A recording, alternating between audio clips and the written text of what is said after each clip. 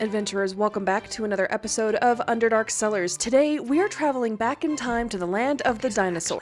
Hold, please. We're not going back that far. Dinosaur King is set in the modern era. Apparently, we're traveling back in time only to 2007 because we're making the crab fried rice from Dinosaur King. Now, as someone who was born in the late 1900s, you would think I would be familiar with dinosaurs, but alas, I was living under a rock because the first time I heard of the show was when someone mentioned it in my comment section. Then when I asked my friends about this, they were like, oh yeah, Dinosaur King, that's a great show. I guess our childhoods were very different. I was raised exclusively on Little House on the Prairie and PBS, assuming I could turn our TV antenna the right way. And if you don't know what I'm talking about when I say that TV had external antennas, I'm just gonna go ahead and check myself into a nursing home already. The best and briefest way I can explain Dinosaur King is that it's like if Yu-Gi-Oh! Had a baby with Jurassic Park, but the rules of engagement and laws governing the universe are out of Pokemon. Because what do you mean a child is handling a Triceratops on their own? Okay, really the most unrealistic part of this isn't even the dinosaurs, it's expecting a child to read a technical instruction manual. Here, use this! The heck is this thing, Dad? It's designed to work just like your stone, but easier. Here, read the manual! So we're making the crab and egg fried rice from episode 39 of Dinosaur King, and this plot for this episode is crazy. Brief recap, the team is in Chinatown, they go to get some crab fried rice, but instead the cook mistakenly cracks a dinosaur egg into the rice instead of a regular egg. I'm not sure how he mixed the two up, and then a Maposaurus destroys the restaurant, and it has the fire cannon ability, and it burns basically everything down. Anyway, it's nuts and incredible because what do you mean I get to watch this for the first time? So thank you for the recommendation. Let's get started. All right, you have eyes, so you can see what I'm doing on screen, but I need to talk to you about the importance of using the right tool for the job because you will see that I'm using a large nonstick skillet. Should you use a large nonstick skillet for this, class? The answer is no. You should be using a wok. What is a wok? A wok is a traditional Chinese cooking vessel that has been around for over 2,000 years. There's some evidence that suggests that it's been around for as far as 3,000 years.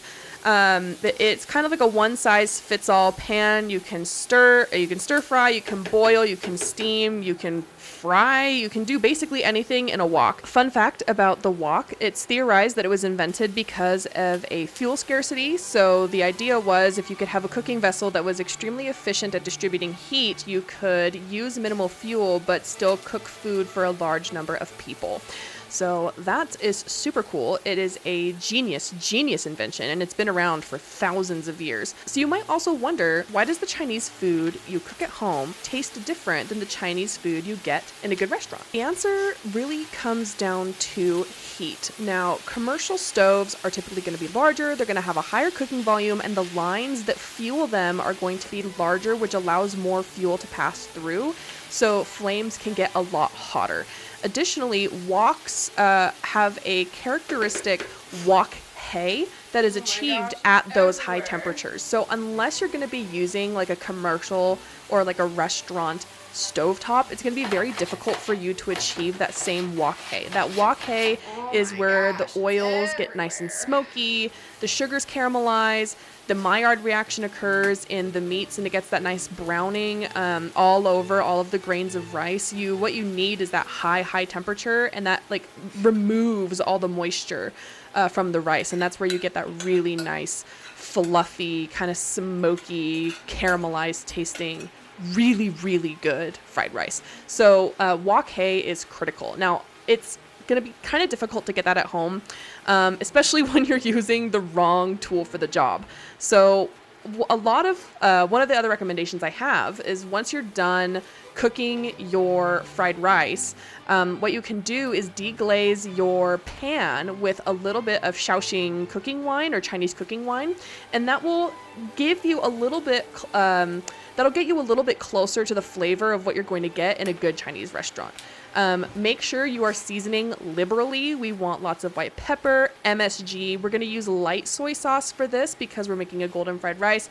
And of course, if you're not happy with the color that you're getting, you can add a little bit of turmeric like I did here. to get a more like golden color. And I'm using imitation crab, but I would recommend that you use lump crab. I just couldn't find lump crab meat like where I lived, so I kind of had to use imitation crab, which is really pollock, but that's another story. So once this is done cooking, we're just gonna top this off in a bowl, add some more green onions, and there you go. This was delicious.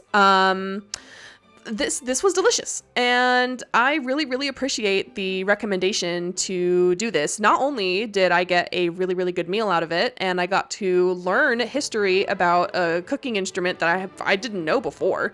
I mean, I had known the wok, but I didn't know the history of the wok, and I figured it was old, but wow, it's really old and it's really cool. Anyway, I was able to learn so many new things for this video, but also I learned that there's a new show and it's adorable. It was great. I binged watched like the entire series. So thank you so much to Troy the Catfish for recommending this video. But that brings us to the end of the episode. If you liked what you saw, smash that like button. If you have any comments, questions, suggestions, drop those down below. Subscribe if you're not subscribed. Ring the bell for notifications so you're the first to know when new videos go live. Share this video with someone you would watch Dinosaur King with. And that is it. So adventurers, as always, take care of yourselves, do something nice for someone else, and I will see you next time. Bye-bye.